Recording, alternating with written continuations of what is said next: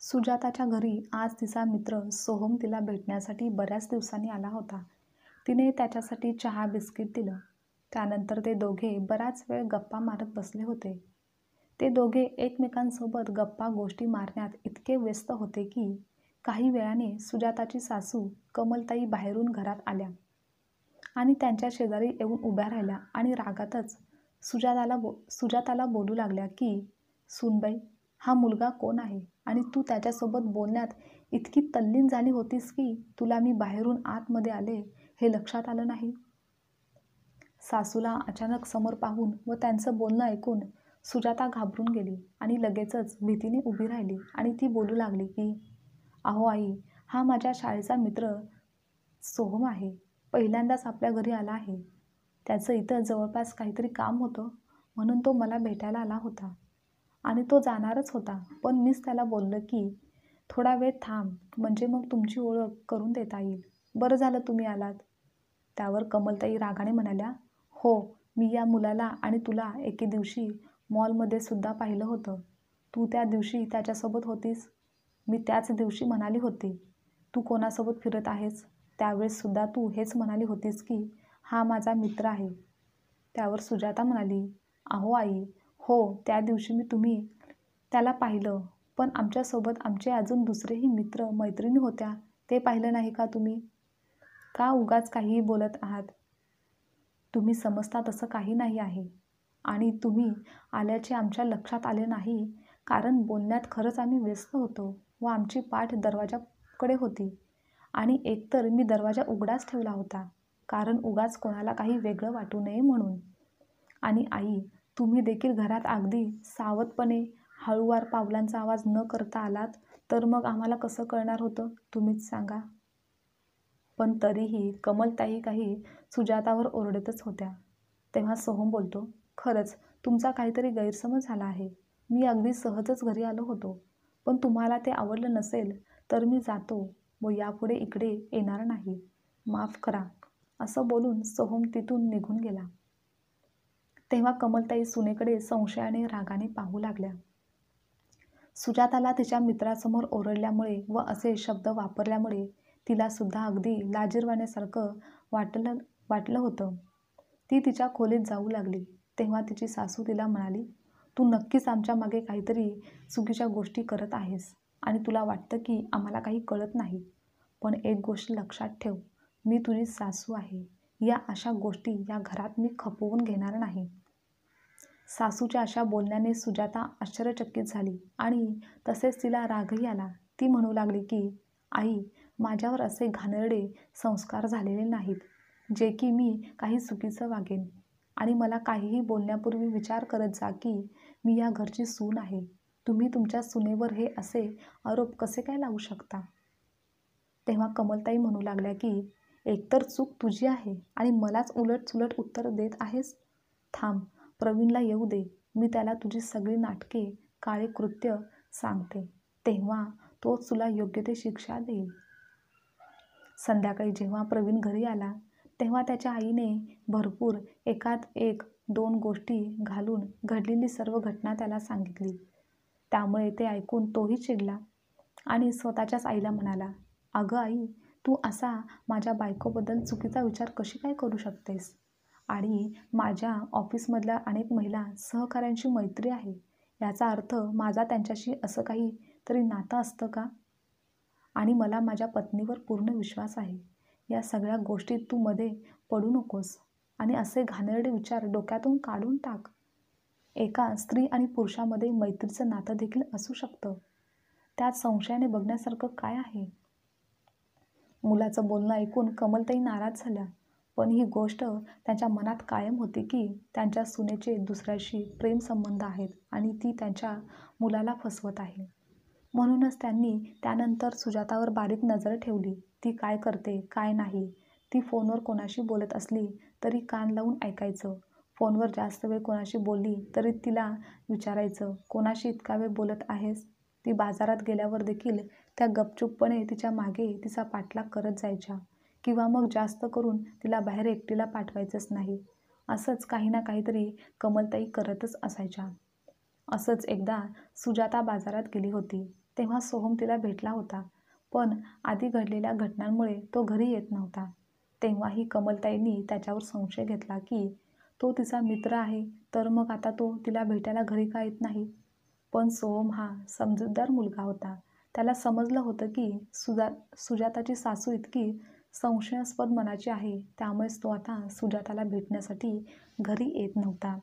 आणि तसंही त्याला कोणाचंही घर उद्ध्वस्त करायचं नव्हतं. कमलताईंचं वागणं, बोलणं व तिच्यावर संशय घेणं सुजाताला अजिबात आवडत नव्हतं. पण ती त्यांच्याकडे दुर्लक्ष करायची, कारण सुजाताच्या नवऱ्याचा तिच्यावर खूप विश्वास होता. त्यामुळे सासूच्या वागण्याचा तिने कधीच फार त्रास करून घेतला नाही. असेच दिवस निघून गेले, पण कमलताईंच्या वागण्यात काहीच बदल झालेला नव्हता. आणि आता सुजाता व प्रवीण यांनी आईला समजावून सांगण्याचं देखील सोडून दिलं होतं, कारण त्या आपला हट्ट काही सोडायला तयारच नव्हत्या. काही महिन्यानंतर एके दिवशी सुजाताने प्रवीणला सांगितलं की ती आई होणार आहे. त्यामुळे ते दोघे देखील खूप खुश झाले होते. तेव्हा त्यांनी ही आनंदाची बातमी आपल्या आईला सांगितली. तेव्हा त्यांच्या आईला फारसा काही आनंद झाला नाही, कारण त्यांच्या मनात अजूनही सुनेविषयी संशय कायम होता. व तेव्हा सासू विचार करू लागली की हे बाळ नक्की कोणाचं आहे? खरंच प्रवीणचं असेल का? तिला आपल्या सुनेच्या चारित्र्यावर संशय येऊ लागला. असेच काही दिवस, काही महिने निघून गेले. प्रवीण आपल्या बायकोची काळजी घेण्यात कधीच कमी पडला नाही. जेव्हा सुजाताची प्रसूतीची वेळ आली, तेव्हा कमलताई आणि प्रवीण दोघेही तिला दवाखान्यात घेऊन गेले. कमलताई व प्रवीण ऑपरेशनच्या थिएटरच्या बाहेर बसले होते. डॉक्टरने चेकअप केल्यानंतर असं सांगितलं की सुजाताचे ऑपरेशन करावं लागेल आणि डॉक्टरांनी पुढची प्रोसेस सुरू केली. बाहेर प्रवीण त्याच्या होणाऱ्या बाळाची आतुरतेने वाट पाहत होता. ऑपरेशन थिएटरमध्ये सुजातासुद्धा तिच्या बाळाच्या येण्याची वाट पाहत होती. ऑपरेशन थिएटरच्या इकडे तिकडे ती पाहत होती. कमरेला इंजेक्शन देऊन तिचे शरीर सुन्न केलं होतं, त्यामुळे तिला वेदना जाणवत नव्हत्या. काही वेळातच तिने ऑपरेशनद्वारे एका गोंडस मुलीला जन्म दिला. बाळाचा आवाज संपूर्ण ऑपरेशन थिएटरमध्ये येत होता. तेथील नर्स सुजाताला म्हणाली, अभिनंदन, तुला मुलगी झाली आहे. तिच्या डोळ्यात अश्रू तरळले. तिला अजिबात वेदना होत नव्हत्या, पण तिला माहीत होतं की जेव्हा इंजेक्शनचा परिणाम कमी होईल तेव्हा तिला भयानक वेदना होणार आहेत. पण ती आपल्या लहान बाळासाठी हसतमुखाने सर्व वेदना सहन करण्यास तयार होती. काही वेळाने तिला खोलीत हलवण्यात आलं, पण सासू खोलीत आल्यावर ती रागानेच बाळाकडे बघत म्हणाली, काय गं सुजाता, हे बाळ प्रवीणसारखं तर दिसत नाही. चेहरा वेगळाच दिसत आहे. तुझ्या चारित्र्यावर मला तर आधीच संशय होता, तो आता खरा झाला आहे. आता यापुढे माझ्या घरात पाय देखील ठेवू नकोस. आजपासून तू तुझ्या माहेरी निघून जायचं. हे ऐकून सुजाताला आश्चर्य वाटलं. तेवढ्यात प्रवीणही औषध घेऊन खोलीत आला. आईचं बोलणं ऐकून तो रागाने म्हणाला, आई, तुझा राग, तुझा संशय अजून कमी झाला नाही का? हे विचार डोक्यातून काढून टाक. अगं, माझ्या बायकोवर पूर्ण विश्वास आहे, तर तू हे सगळं का आणि कशासाठी बोलत आहेस? यातून तुला काय साध्य करायचं आहे? त्यावर कमलताई रागानेच बोलू लागल्या, अरे प्रवीण, तुला काही माहिती नाही, पण मी हिला त्या सोहमसोबत अनेक वेळा बाहेर फिरताना, बोलताना पाहिलं आहे. आणि आपल्या पाठीमागे आपण नसताना तो किती वेळा आपल्या घरी आला असेल, कोणास ठाऊक. त्या दिवशीसुद्धा मी अचानक घरी आले होते. तेव्हा मी पाहिलं की ती सोहमसोबत बसून गप्पा गोष्टी करत होती. मग हे बाळ कशावरून तुमचंच असेल, याची काय खात्री आहे?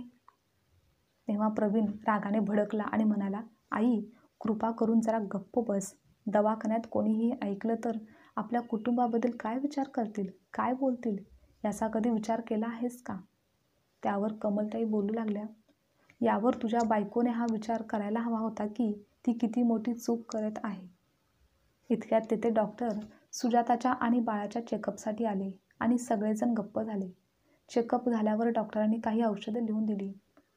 ती आणण्यासाठी प्रवीण पुन्हा खोलीतून बाहेर आला. मग कमलताईंची परत बडबड सुरू झाली. त्या सुनेला काहीही अपशब्द बोलू लागल्या. तिच्या आईवडिलांचे संस्कार काढू लागल्या. तेव्हा मात्र त्यावर सुजाताला खूप राग आला. ती अगदी कठोरपणे म्हणाली, आई, माझ्या चारित्र्यावर संशय घेण्यापूर्वी तुम्ही एकदा बाबांच्या कपाटामध्ये कपड्यांच्या मागे जे रिपोर्ट आणि जी डायरी ठेवली आहे ना, ती जाऊन वाचा.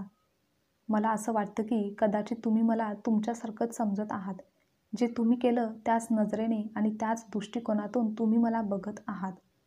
पण बाबांची डायरी वाचल्यानंतर जर तुमचं समाधान होत नसेल आणि तुम्हाला जर तरीही काही बोलायचं असेल तर माझ्याकडे बोट दाखवा.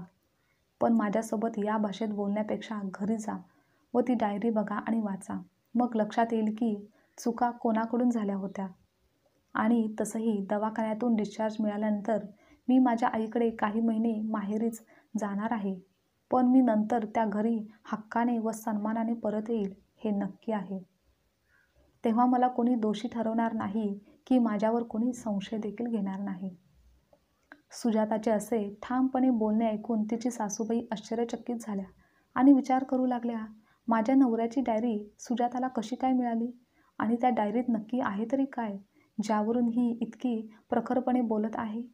आता सासूला असं विचारात हरवलेलं बघून सुजाता त्यांना म्हणू लागली की मला ती डायरी काही महिन्यांपूर्वी साफसफाई करत असताना रूममधील एका जुन्या बॅगेत सापडली होती. आता कमलताई घरी जाण्यासाठी घाईगडबड करू लागल्या. तेव्हा प्रवीण खोलीत आल्यावर त्या लगेचच घरी निघून गेल्या. सुनेने सांगितलेल्या ठिकाणी त्यांना तो रिपोर्ट फाईल आणि ती डायरी सापडली. कमलताईंनी रिपोर्ट पाहिल्याबरोबर त्यांना धक्काच बसला. कारण त्या रिपोर्टमध्ये लिहिलं होतं की त्यांचा नवरा सुरेशराव कधीच बाप होऊ शकत नाहीत. आता मात्र कमलताईंच्या कपाळावरून घाम वाहू लागला. पुढच्या क्षणी थरथरत्या हातांनी त्यांनी ती डायरी उघडली. तर त्या डायरीत त्यांच्या पतीने असं लिहिलं होतं की माझं कमलसोबत लग्न झाल्यावर मी खूप आनंदी होतो. मी तिच्यावर मनापासून खूप प्रेम करू लागलो होतो. तिचा आनंद, तिचं हास्य पाहून मला असं वाटलं की माझं आयुष्य यशस्वी झालं आहे. मला आयुष्यात सर्व काही मिळालं आहे. पण तिने माझ्या प्रेमाची किंमत ठेवलीच नाही. तिने माझा विश्वास धुळीस मिळवला होता. जेव्हा तिने मला सांगितलं की ती आई होणार आहे, तेव्हा माझ्या पायाखालची जमीनच सरकली. कारण काही महिन्यांपूर्वी गावाला जात असताना माझा अपघात झाला आणि त्या अपघातामध्ये मी वडील बनण्याची क्षमता कायमची गमावली होती. हे डॉक्टरांनी जेव्हा मला सांगितलं तेव्हा सर्वात जास्त दुःख मला कमलबद्दल वाटलं. कारण आई होण्याचं सुख मी तिला कधीच देऊ शकणार नव्हतो. आणि तेव्हा हे सगळं तिला कसं सांगावं तेच समजत नव्हतं. म्हणून मी काही दिवस गप्प बसण्याचे ठरवले. कारण कमलला विश्वासात घेऊन व तिच्या मनाचा अंदाज घेऊन तिला धीर देत हे कटू सत्य मला तिला सांगायचं होतं. त्या अपघातानंतर मी हळूहळू माझी काळजी घेत होतो.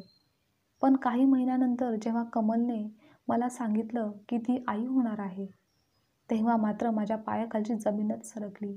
हे कसं शक्य आहे? कारण माझ्यात तर बाप होण्याची क्षमताच नव्हती. डॉक्टरांनी तसं मला स्पष्टपणे सांगितलं होतं. मग हे असं कसं होऊ शकतं? कमल आई कशी काय होऊ शकते?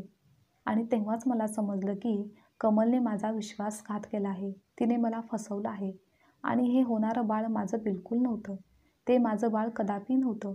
तरीही मी गप्प राहिलो. कारण जर मी हे प्रकरण बाहेर काढलं असतं तर माझ्या घरच्यांची मोठी बदनामी झाली असती व या सर्वांमध्ये कमलची बदनामी व तिच्या चारित्र्यावर शिंतोडे सर्वांनी उडवले असते. शिवाय माझ्या आईवडिलांना हा धक्का सहन झाला नसता. त्यामुळे मी कोणालाही काहीही न सांगता अगदी गप्प इतकी मोठी गोष्ट मी मनातल्या मनात लपवून ठेवली होती. इतके मोठे ओझे घेऊन मी जगत होतो.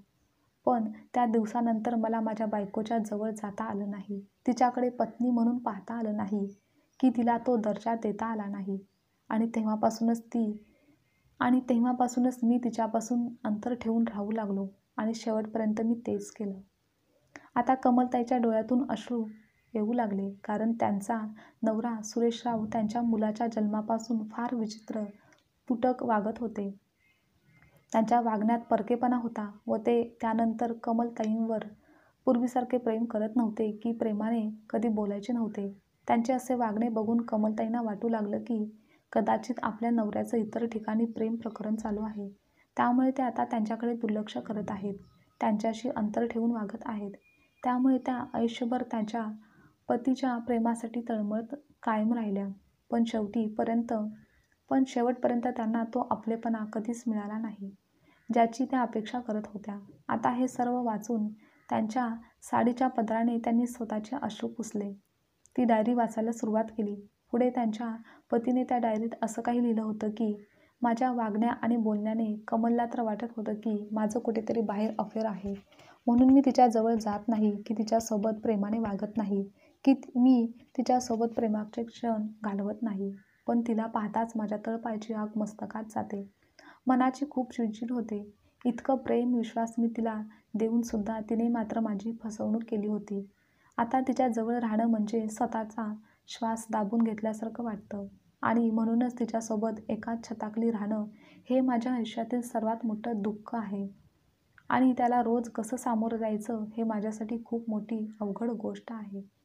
कमलताई ती डायरी बंद केली व हतबल होऊन जोरजोरात त्या ढसाढसा रडू लागल्या. कारण त्यांच्या एका चुकीमुळे त्यांनी त्यांच्या आयुष्यातील खरं प्रेम गमावलेलं होतं. नवऱ्याचं प्रेम, विश्वास संपवला होता.